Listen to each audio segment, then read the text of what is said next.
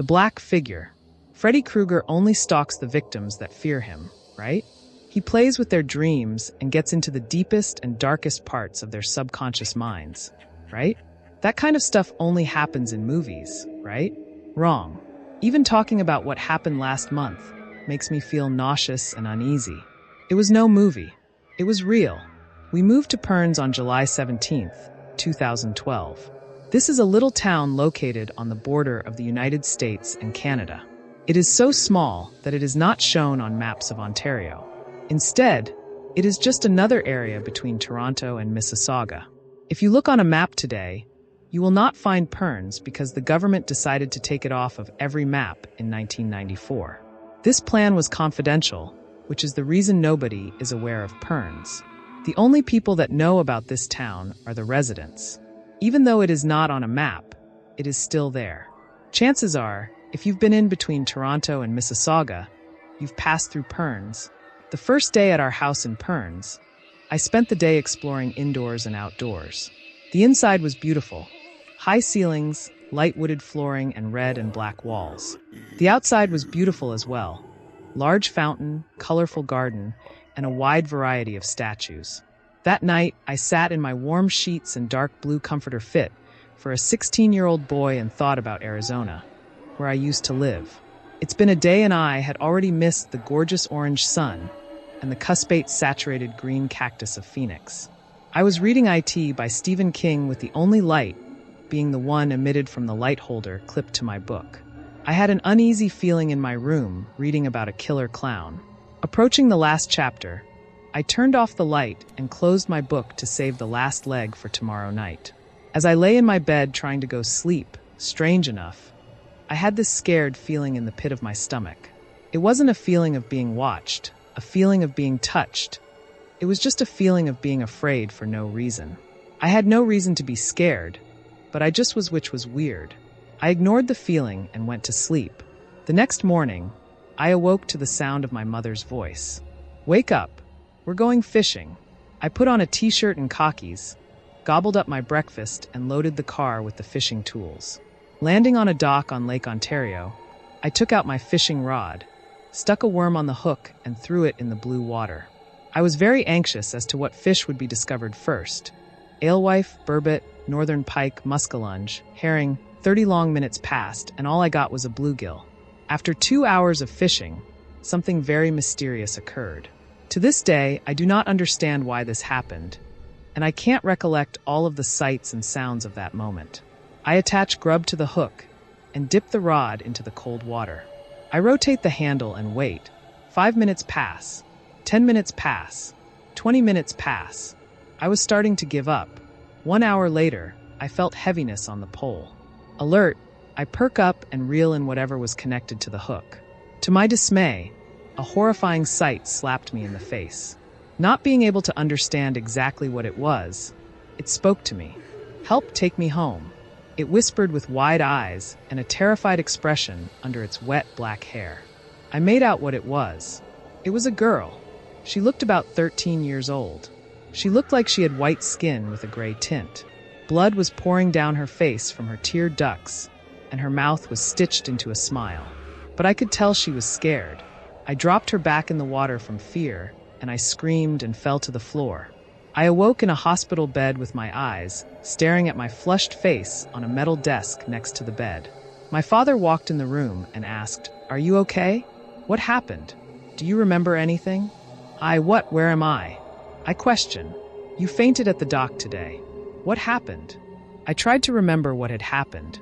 Then I remembered the girl. "You didn't see her?" "See who?" My mother asked. "The girl." I reeled her in, and she whispered, "Help, take me home," really loud. You guys were staring right at her. That's all I remember.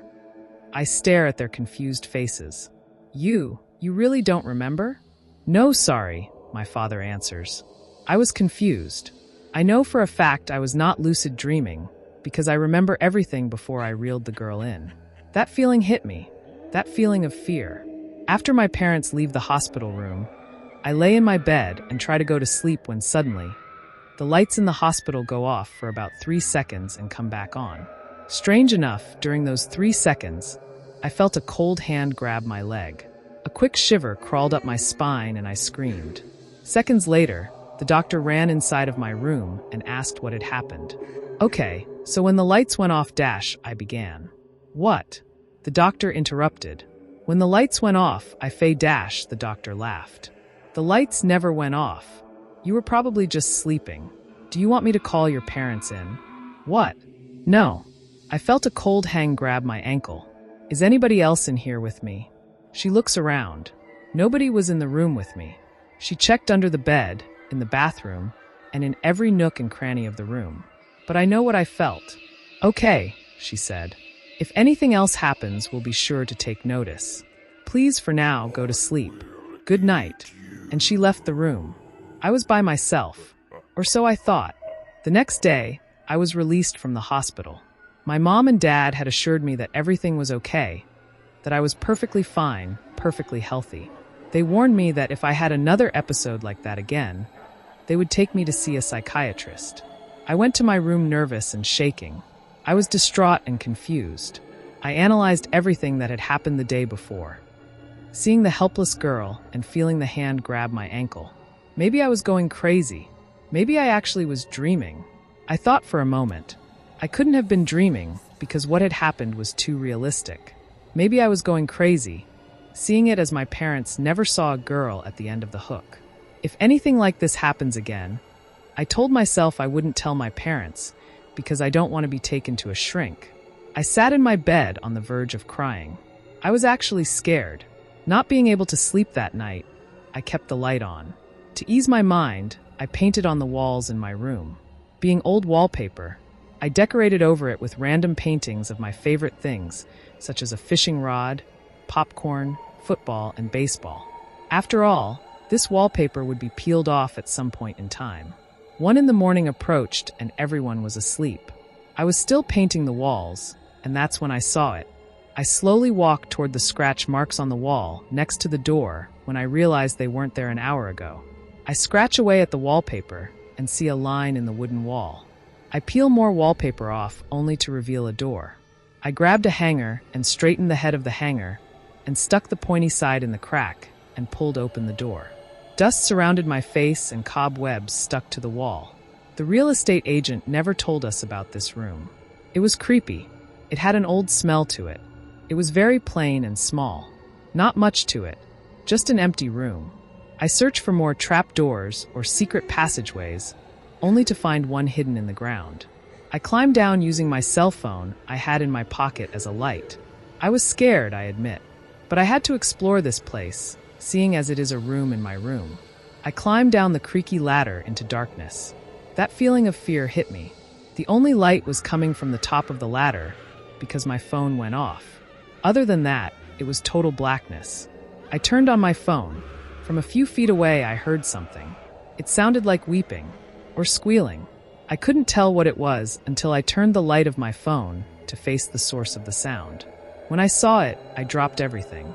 Strapped in a chair was a girl, rope tied around her hands and legs. She squirmed and squealed with tape across her mouth. Under the duct tape appeared to be a smile, but I could tell she wasn't happy. She moved her mouth up and down trying to get out of the duct tape. All of a sudden, 2 long black hands with long black sharp nails wrapped around the girl's face and ripped off the tape. I was too in shock to run away, too scared to get attacked if I even tried. All I remember was staring with a blank expression. My whole body was too scared to move. A hole formed on the ground in front of her. The black figure untied the rope. As he untied the rope, the girl spoke. She had long black wet hair, a gray tint to her pale skin, and appeared as if she were crying blood. She looked like someone tried to drown her. She looked like she had just walked through purgatory. She was the girl I saw when we were fishing. "You didn't help me," she said.